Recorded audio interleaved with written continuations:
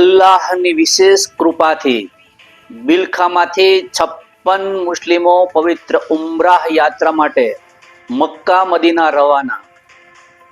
સમાજ અને પરિવારમાં ખુશીનો માહોલ.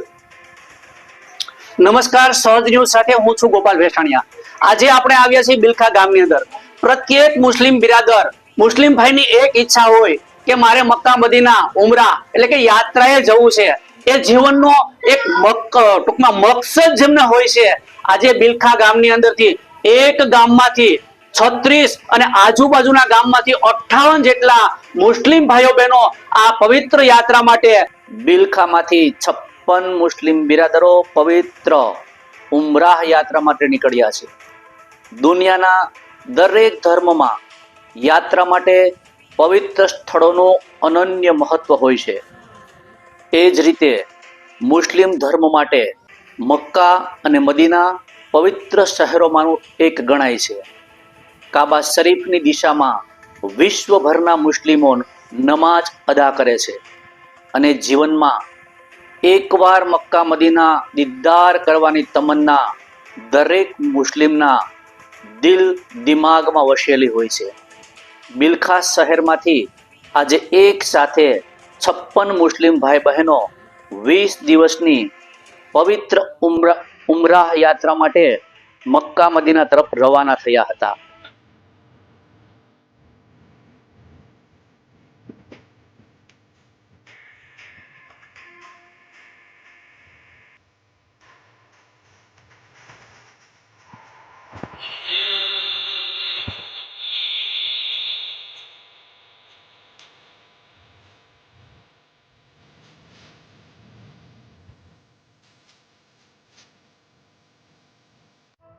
આ અગાઉ વર્ષ 2020-21 દરમિયાન પણ બિલખામાંથી 54 મુસ્લિમોએ આ પવિત્ર યાત્રાનો લાભ લીધો હતો. આજે ફરી એકવાર અનેક પરિવારની દુઆ અલ્લાહ પાકે કબૂલાત કરતા આ શુભ અવસર બિલખાના આંગણે સર્જાયો છે. યાત્રા રવાના થતા સમયે શહેરમાં ધાર્મિક ભાવના અને ઉત્સાહપૂર્ણ માહોલ જોવા મળી રહ્યો હતો. પરિવારજનો, સગા સંબંધીઓ અને સમાજના આગેવાનો દ્વારા યાત્રાળુઓને શુભેચ્છા પાઠવી હતી.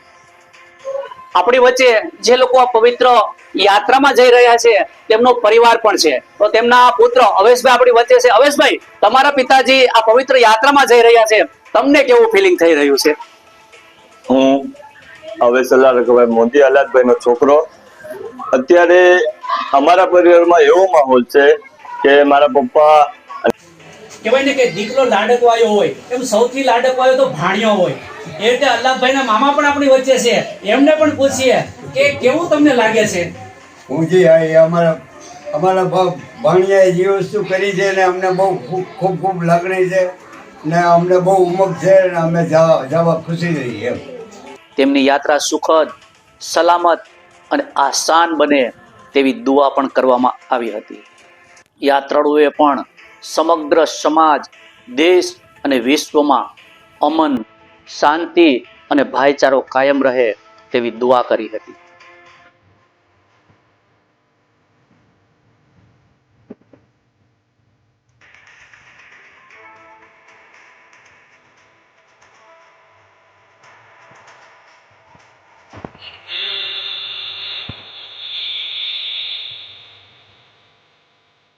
આજે બિલખા ગામની અંદરથી એક ગામમાંથી 36 અને આજુબાજુના ગામમાંથી 58 જેટલા મુસ્લિમ ભાઈઓ બહેનો આ પવિત્ર યાત્રા માટે નીકળ્યા છે. તો એમનું જે સફળ સંચાલન કે આયોજન જેમણે કર્યું છે તેમને જ આપણે પૂછીએ કે તેમનું નામ શું છે અને આ આયોજન કેટલા દિવસનું છે, ક્યાં સુધી જવાના છે, આયોજન પાછળનું મકસદ શું છે? આપનું નામ? હાજી અલ્લાહ રખા બહુદુભાઈ મોદી હું બોલી રહ્યો છું. બિલખા ગાતી સમાજનો કાર્યકર છું અને આજે મને બહુ ખુશીનો આનંદ છે કે આજે અમે બિલખા ગામમાંથી 57 જણા ઉમરા કરવા માટે મક્કા અને મદીના શરીફ જઈ રહ્યા છીએ. એમાં મક્કા શરીફમાં 13 દિવસનું રોકાણ છે, તેમજ મદીના શરીફમાં 7 દિવસનું કુલ 20 દિવસનું રોકાણ છે. એમાં જે મકાનમાં 13 દિવસ રહેશું તેની આજુબાજુના વિસ્તારના દરેક જે સ્થળો હોય જ્યાં અમે જાહેરાત કરશું, ત્યાર પછી મદીના જશું, ત્યાં પણ આજુબાજુના જે જાહેરાત હોય તે જાહેરાત પણ કરશું. અને મને બહુ ખુશીની વાત છે, આનંદ છે કે અમે આની પહેલા 2021માં ગયા હતા ત્યારે પણ અમે બિલકાથી 52 જણા હતા. અત્યારે બિલકાના 42 જણા છે અને 13 જણા આજુબાજુના યાર વિસાવદર, ભેસાણ અને જુનાગઢના 3 જણા. આવી રીતે અત્યારે અમે કુલ 57 માણસો અમે ઉમરા કરવા જઈ રહ્યા છીએ. બહુ ખુશીની વાત છે અને આપ સૌ દુઆ કરો. હર સાલ અમે બધા હજ પડવા તેમજ ઉમરા કરવા જઈએ. કેવો અંદરથી કેવો માહોલ, તમને અંદરથી ખુશી કેવી બહુ થાય છે? ખુશી, બહુ ખુશી થઈ રહી છે. અમારા ગામનો માહોલ તો અત્યારે એવો છે કે કોઈ ગામમાં આવો માહોલ ન હોય. હરેક જગ્યા ઉપર બધાને બોલાવી તેમનું સન્માન કરે છે અને સાલ ઓઢાડે છે અને ફુલહાર કરે છે. એટલે અમારા ગામને બહુ જ અમને ખુશી મળી રહી છે. અને આવું અમને હર સલામ લોકો હજ પડવા પણ જઈ અને ઉમરા પણ કરવા જઈ અને આજુબાજુના અમારા મુસ્લિમ બિરાદરો છે તેમને પણ આવી ખુશી હોવી જોઈએ. અને દરેક જ્ઞાતિ સમાજમાં દરેક કોમના ભાઈઓ આપણે એને ખુશી હોવી જોઈએ. હજ તો એવું છે કે પૈસાદાર અને માલદાર પાર્ટી કરી શકે છે, પણ ઉમરા એવા છે કે ગરીબ માણસ મજૂરી કરતો હોય તે પણ જઈ શકે છે. લાખ રૂપિયાની અંદર આ થાય છે. હજ છે એ 7-8 લાખ રૂપિયા થાય છે. એટલે ગરીબ માણસોને પણ ખુશી કે અમે આ લાખ રૂપિયા મજૂરી કરીને ભેગી અને મક્કા અને મદીના શરીફની ઝિયારત કરી આવી. હવે આપણે એ જોયું કે એક મજૂરી કરતો માણસ પણ સામાન્ય માણસ ઉમરા કરી શકે, આ પવિત્ર યાત્રાએ જઈ શકે. આ કેટલી ખુશીની વાત છે.